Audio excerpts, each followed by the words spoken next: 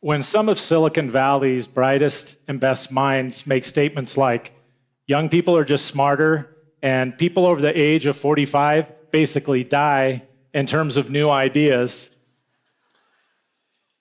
it powerfully reinforces the belief that the only way that we are ever going to have a chance at getting in front of our country's growing technical talent gap is an all-out blitz on funneling America's youth into STEM training programs and then creating workplace cultures heavily gauged towards attracting and retaining those fresh young innovators.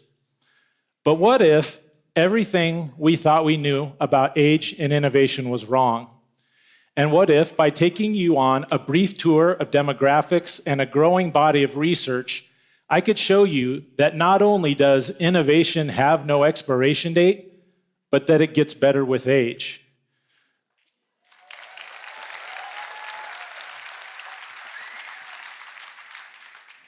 With this knowledge, we could then create more inclusive and sustainable paradigms that could be game changers on the way we address our country's growing talent crisis. So let's take a look at a few of these demographics. A brief study of US Census data shows us that fully 40% of Americans are now 45 years of age and older. Compare that to only 34% in the 20 to 45 age range, and it becomes abundantly clear that we just don't have enough people in their so-called innovative primes to shore things up. It would then make a heck of a lot of sense for us to then lean upon the youth of America to fill those gaps. But here's the problem. This group is shrinking. In 2017, the US birth rate fell to a 30-year low, with families now having only 1.7 children per household, far below the replacement rate of 2.1 needed just to keep our population at a steady state. Consequently, by 2030, there will be more people 65 and over than 18 and younger for the first time in US history. So if we are banking on the youth of America solely to come and save the day, we're in big trouble because the numbers just aren't there. The good news is, in our population 45 and older, we have a potentially powerful workforce, 120 million strong, who are far more capable than we're currently giving them credit for being. Research by Duke and Northwestern universities and the National Bureau of Economic Research on the founders of successful tech startups, notable inventors, and Nobel Prize winners in the innovative sciences show that across all three groups, the average innovator age is 39 years old. Even more remarkable, for inventors and Nobel Prize winners, since 1985, that age has increased to 45 years old. It was previously thought that the age of innovators increased about 6 years every century, but now we are seeing that happen in a third of the time, a tripling in the acceleration rate of the age of innovators, which leads us to perhaps the most profound research of all, that of the Kauffman Foundation for Entrepreneurship, whose studies show that the prime age for innovation is now 55 to 64 years old and continuing to trend upward.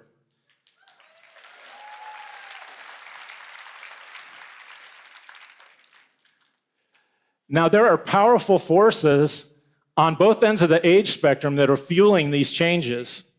For older Americans, not only have increased lifespans and improved physical health made it possible for them to continue contributing until a ripe old age, but the necessity of reinventing their careers multiple times while keeping abreast of the latest technological advances of the last 35 years has rewired them to be relentless innovators. In some sort of evolutionary neuroplasty, their brains have been reconfigured to not only accept change, but to seek and embrace it. On the other end of the age spectrum, The technology that has so often been the hallmark of youth has ironically been a roadblock to the innovative maturity of too many of our talented young people. For those going into research, they're finding it necessary to stay in school much longer to gain the knowledge necessary to make significant contributions in their fields of study. Albert Einstein published this paper that eventually won him the Nobel Prize when he was 26 years old. Since 1985, there's been very little of this type of research of the Nobel Prize-winning type before the age of 40. Add to that easy answers with the push of a button, overprotective parenting through texts and tiles, and communication without that need for interpersonal interaction. And too many of our talented young people are struggling with fear of failure, unrealistic expectations of what it takes to succeed, and difficulties in negotiating the nuances of face-to-face communication. The bottom line is this, is that we've never needed our older innovators more than we need them now. Not just to fill those technical talent gaps, but to provide meaningful mentorship and encouragement for the rising generation, many who are mistakenly concerned that their best days have passed them by because they did not make their mark in the world before the age of 30.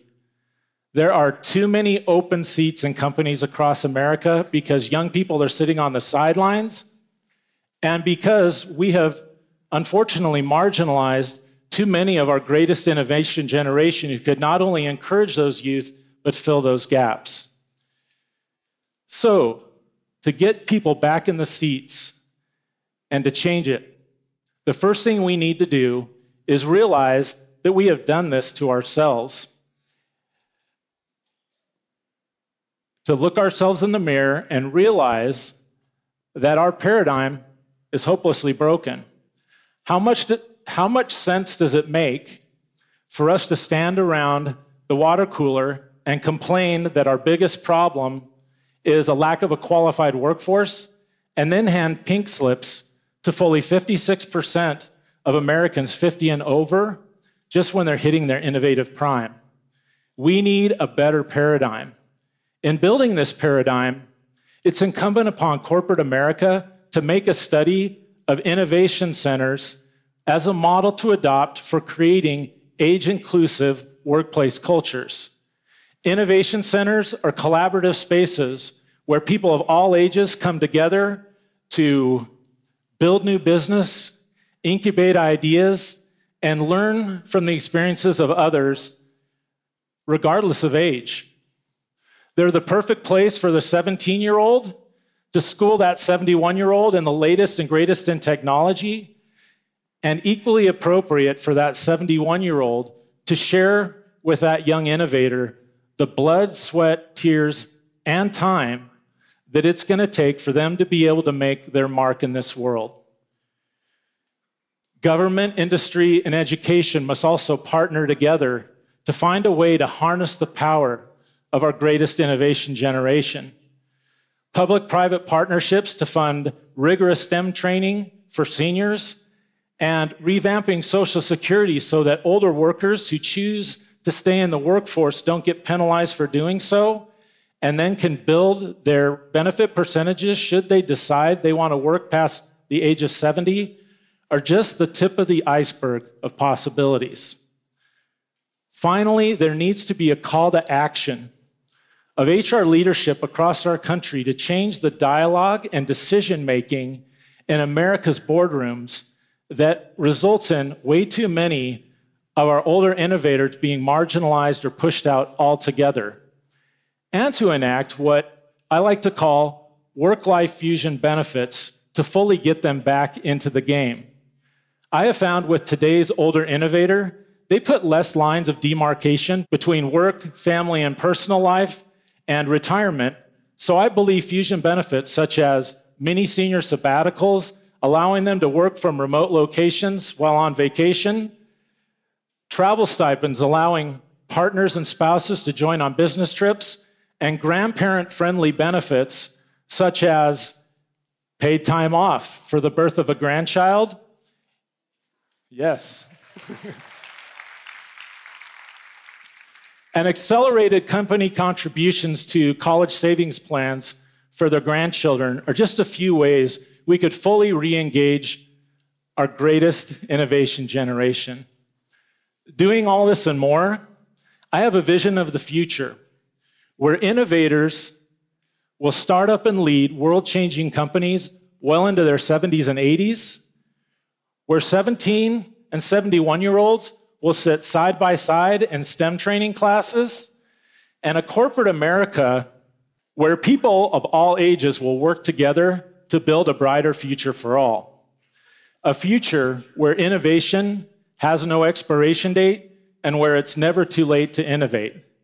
That vision has me completely psyched and stoked and excited for the next 30 years of my career.